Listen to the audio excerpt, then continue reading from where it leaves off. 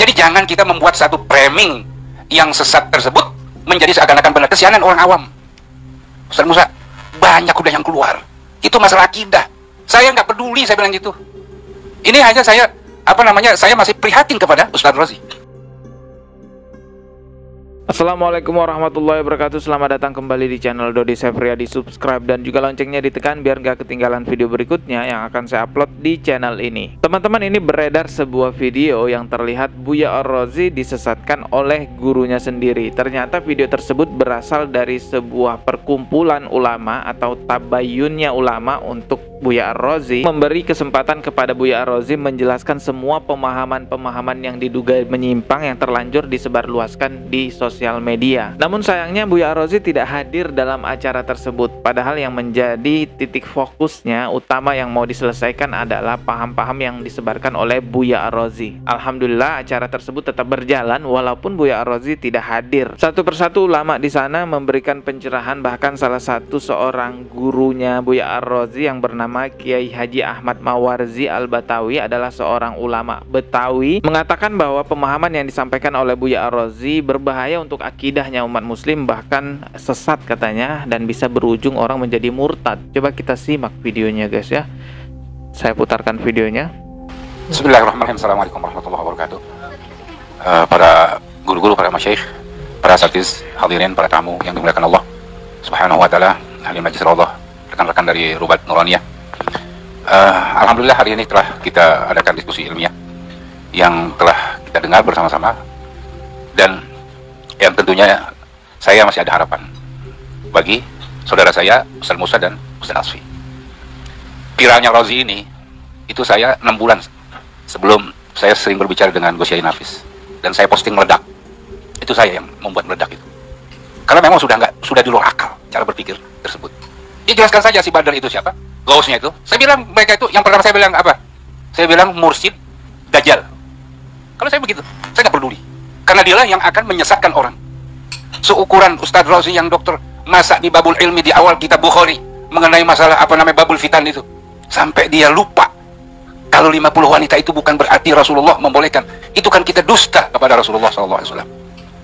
Man kadzaba alayya muta'ammidan falyatabawwa maq'adahu minan nar. Relakah itu? Saya dengar narasi Ustadz Asfi, bahkan dia sudah lebih hafal dengan 50.000 hadis. Itu di babul awal.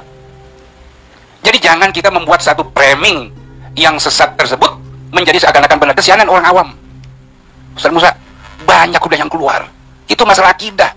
Saya nggak peduli, saya bilang gitu. Ini hanya saya, saya masih prihatin kepada Ustaz Rozi. Makanya saya bilang sama Ustaz Musa waktu datang ke rumah dengan Ustaz Asfi, tolong di skip. Ya, kasihan orang awam ya yang nggak paham ya, yang menjadi fanatik buta gitu guys ya. Ya ikut-ikut aja gitu tanpa tahu akibatnya apa, kan bisa berujung jadi murtad juga karena akidahnya yang salah. Kita simak lagi ya. Ini akan keluar dari garis agama akidah. Kalau nggak akidah saya masa bodo amat. Itu aja. Apakah kita rela nanti banyak orang yang musyrik, banyak orang yang murtad karena sebab Ustaz Rozi dan antum orang-orang yang ada di sekelilingnya. Itu yang perhatian saya. Karena berapa tahun Ustaz Rozi ngaji sama saya. Saya kalau memang begini, saya tabarrak semua. Saya nggak akan rela kalau dia akan menyebut nama-nama saya, lalu menyebut nama-nama saya Yasin. Dan saya yakin dia nggak ada mursyid dari Syazili. Tidak ada. Kalau ada itu adalah kepalsuan. Karena nggak gampang seorang mursyid, seorang mursyid mengangkat mursyid lagi untuk menjadi mursyid. Sudahlah, sekarang fokus di dalam dakwah, lawan tuh salafi. Itulah salafi takfir yang harus kita fokus. Bukan masalah tasawuf yang kita nggak ada ilmunya. Lawan salafi takfir ya. Setahu saya yang takfir itu bukan salafi ya, tapi khawarij. Kalau orang-orang yang manhaj salaf, ya nggak ada yang takfiri menurut saya. Kalaupun ada orang yang mengaku salaf tapi sifatnya takfiri, ya perlu dikoreksi lagi lah ya. Coba kita simak lagi lebih jauh videonya. Ustaz Rozi ngaji sama siapa? Tasawuf. Ayo deh. Ayo, kita buka siapa gurunya. Dia ngaji sama si Heri Joko Kendil itu. Itu yang saya nggak rela. Itu aja. Kalau yang lain dia terserah. Itu yang menjadi pemikiran saya sampai sekarang itu. Tapi kalau dia kekeh seperti itu, media nanti yang akan melawan.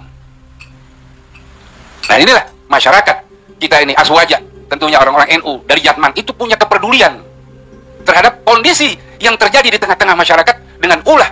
Ini ada yang ya bohirnya adalah ya. Dan ini kita harus benar-benar berhati-hati masalah ini.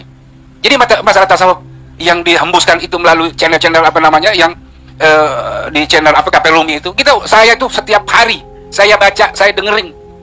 Yang selalu apa? Banyak kontek-kontek itu yang sudah di luar nalar yang sehat dan di luar hati nurani yang bersih. Itu.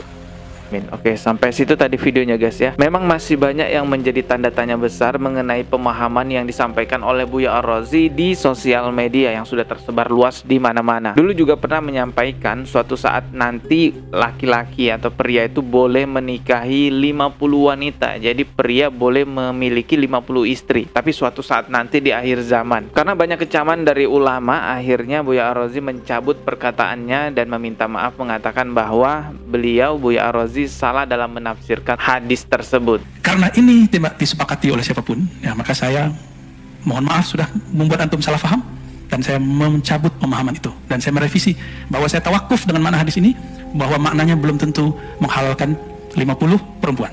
Oke, clear? Ya. Namun masih banyak lagi pemahaman lainnya yang disebarkan oleh Buya Ar-Razi yang masih tanda tanya besar, seperti nama-nama ruh. Bapak pengen tahu nama ruhnya? Harus punya koneksi sama Al-Ghaus ini, gitu. Kalau mau nanti satu saat kumpulkan namanya semua, nanti saya kirim ke beliau.